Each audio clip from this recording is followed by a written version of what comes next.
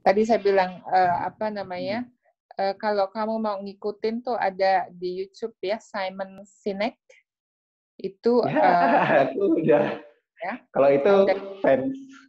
Oke, ya itu bagus. Banyak-banyak yang bagus kok di YouTube yang pokoknya yang personal grow ya, itu. Jadi pokoknya gitu, ngisi terus. Karena itu yang membuat kemudian kita jadi kaya. Bahkan kegagalan itu adalah salah satu aset pembelajaran. Jadi saya punya teman baik itu dia nikah gagal 2 kali gitu ya. Tapi itu jadi aset buat dia karena kemudian dia bisa kasih apa namanya coaching mengenai marriage kan dari kegagalan dia gitu. Jadi bahwa sukses dan kegagalan itu semuanya pelajaran. Semuanya pelajaran.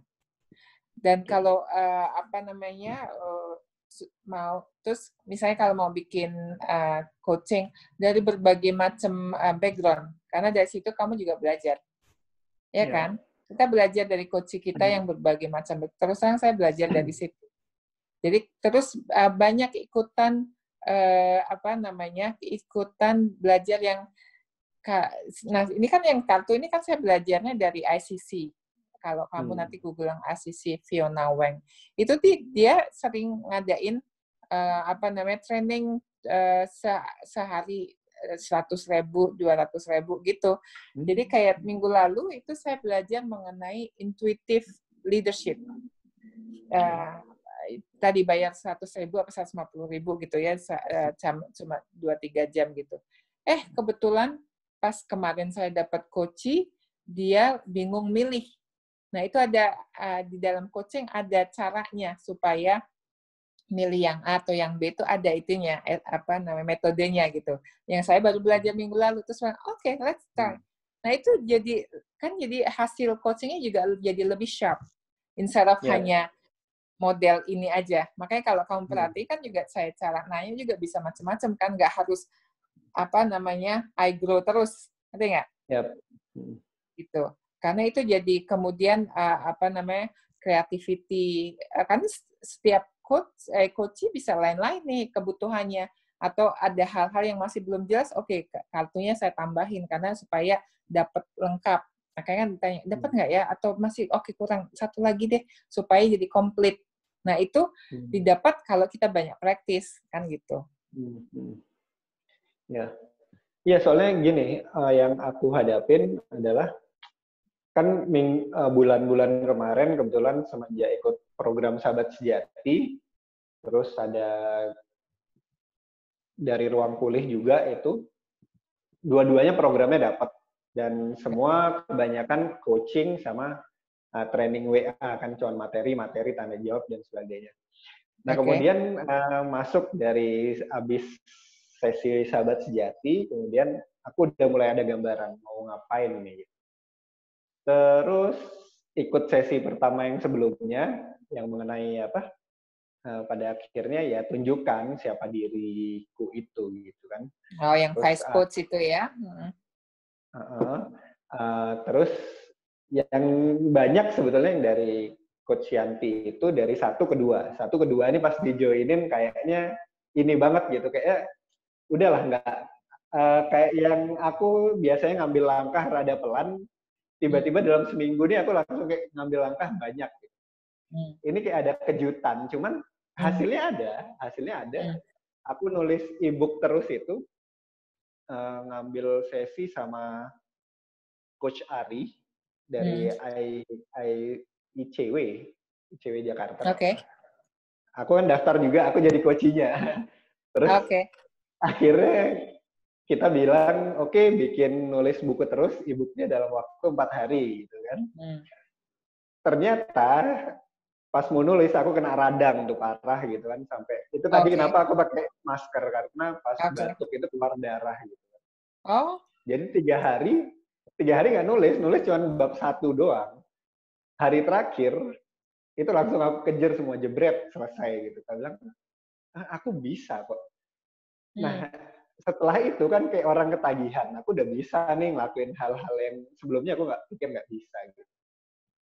di sini aku paksain, masih dalam tanda kutip aku ngerti sih kalau dalam proses nih pasti ada proses yang berantakan, aku nggak tahu legonya nih gimana sih. Nah disitulah kayak presentnya itu goncang banyak di situ gitu. Jadi biasanya aku bisa misalnya pagi sudah di schedule kan udah ada rutinitasnya, pagi bakal begini rutinitas sampai jam 7, jam 8 paling cepat aku start jam 8. Biasanya habis jam 7 aku nyiram tanaman gitu. Pokoknya urusan-urusan rumah dulu yang santai lah gitu. Nyiram tanaman, apa-apain gitu. Jam 8 baru start. Nah sekarang, ini udah kayak, ini kayak schedule-nya karena padat, aku naikin. Naik, turun. Sampai ada yang nge-lock kemarin tuh, ada yang ini, saling tumbukan gitu. Oke. Nah di situ yang aku mulai kehilangan present, di mana biasanya bisa ngelakuin satu hal, stay di satu tempat, tiba-tiba ini ngerjain nih, sudah dapat setengah jam, karena ada schedule berikutnya, langsung mulai itu alarmnya bunyi. Ini loh belum di-preparing. Nah di situ yang kayak aku, waduh ini gimana ya? Nah ada yang gini, harus bedain antara being busy dan produktif. Ada loh orang yang sibuk tapi nggak produktif.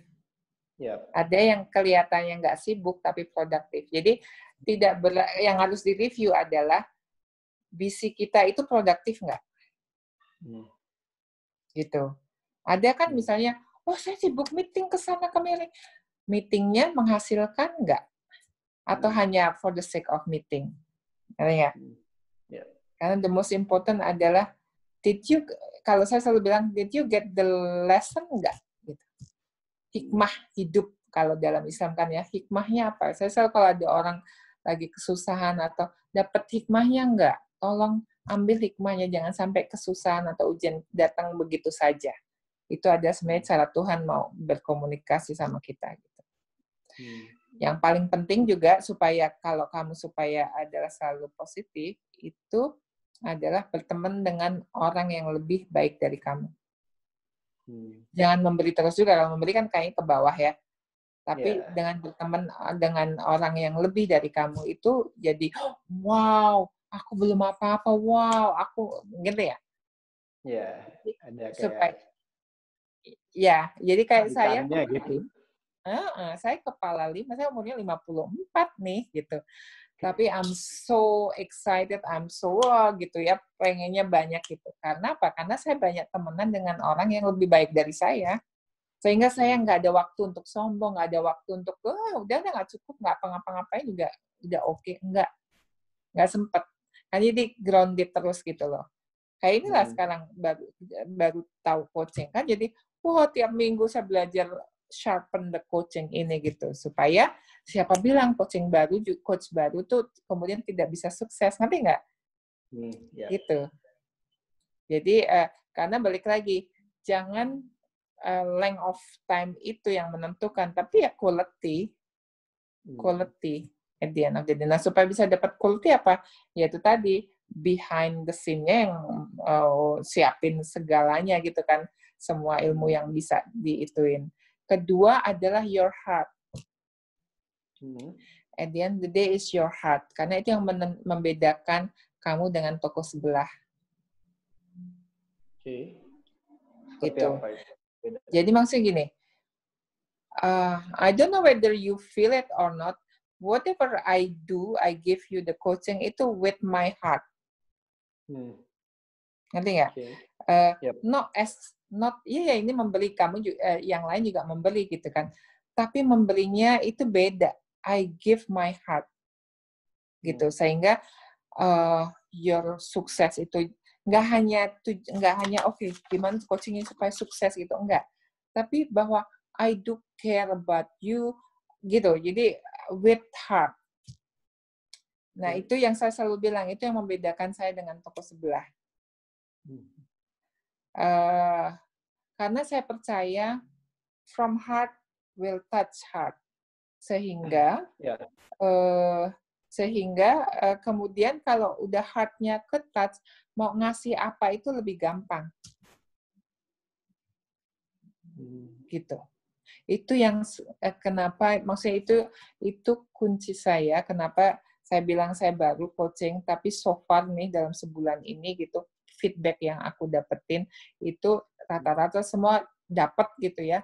Terus padahal, nah itu tadi, gila gue ngapain ya, kayaknya nggak ngapa-ngapa, maksudnya gitu, I don't feel I work hard gitu, like gue ngapain, no, I don't, kayak gini lah, kamu kasih feedback, what did I do ya, saya bilang gitu. Nanti nggak, I don't feel too much gitu.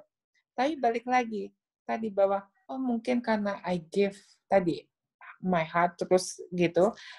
Nah, itu yang ilmu tidak nyampe. Maksudnya gini, itu yang ada faktor X masuk. Ngerti? Faktor berkah, faktor dari atas atau apapun lah namanya. Itu faktor X yang di luar saya. Yang masuk ke dalam sesi ini. Sesi saya biasanya gitu. Jadi saya nggak bisa klaim it's mine gitu aja, enggak. I know there's faktor X yang membuat kamu jadi mendapatkan sesuatu gitu. Tapi gimana caranya? Itu tadi, give all out, give your heart, belajar terus di belakangnya. Saya bilang yang sesi pertama itu, always do good things. Ya, jadi kayak saya bilang sehari ini saya dari tadi kirim-kirim, terus habis itu Gojeknya saya kasih sembako lah gitu-gitulah gitu. Nah, apapun yang saya lakukan itu walaupun itu ikhlas, nah itu mungkin itu jadi kayak minyak, kemudian waktu sesi sekarang ini ada bumbu lainnya, ngerti nggak? Yang bukan dari saya, ngerti nggak? Jadi yang saya tangkap adalah semuanya terkait gitu, dari yang awal sampai yang sekarang dan sampai yang nanti. Jadi kalau dari awal sudah baik, ketemu sesi berikutnya baik, nanti ketemu orang lain lebih baik lagi. Yes. Gitu. Jadi, nah tiap hari kamu kalau belum biasa kamu catat itu. Apa yang saya mau lakukan hari ini, berbuat baik. Oke. Gitu. Jadi kamu nggak, maksudnya kamu tiap hari kalau untuk meng-create habit itu kan nggak gampang. Yep. Kalau sudah jadi habit, nggak usah mikir saya bisa ngelakuin itu dengan inovasi saya loh. Misalnya nih, kayak hari ini saya tuh ngirim ke seseorang yang saya belum nggak berhubungan dalam 3-4 bulan ini. Jadi kayak surprise gitu. Jadi karena saya punya prinsip gini, if you don't find miracle, be miracle for others. Ngerti nggak? Yeah. Jadilah keajaiban buat orang lain. Jadi, itu tadi, do surprise thing for others. Karena kita nggak tahu orang itu lagi punya masalah apa, lagi sedih, lagi apa. Tapi tiba-tiba dapat miracles, apapun itu. Itu kan jadi yang, wow, sparking her day atau his day. Ngerti nggak? Jadi, itu salah satu prinsip saya juga. If you don't find miracle, be miracle for others. That's why I like quotes, karena saya suka juga create quotes gitu. Dan itu membuat tadi semua, karena nggak ada faktor 1, 2, 3, nggak ada. Semua tuh jadi berasimilasi, bercampur jadi satu, menjadi hidup yang berkah tadi. Sehingga apapun yang kamu lakukan, apapun itu jadi berkah. Abis ini, which just remind me, abis ini saya mesti ngirim sesuatu ke, ingat nggak, saya bekas sekretaris saya. Oh gitu. Iya. Ya. Nah, saya mau ngirim sesuatu ke bekas sekretaris saya. Sama lagi, jangan hanya ingat orang yang kamu butuh. Jadi ingatlah 360 gitu, siapapun ada randomly kamu touch. Jadi kamu keep in touch ya, jangan kamu lagi butuh apa ini, kamu keep in touch sama orang itu, enggak.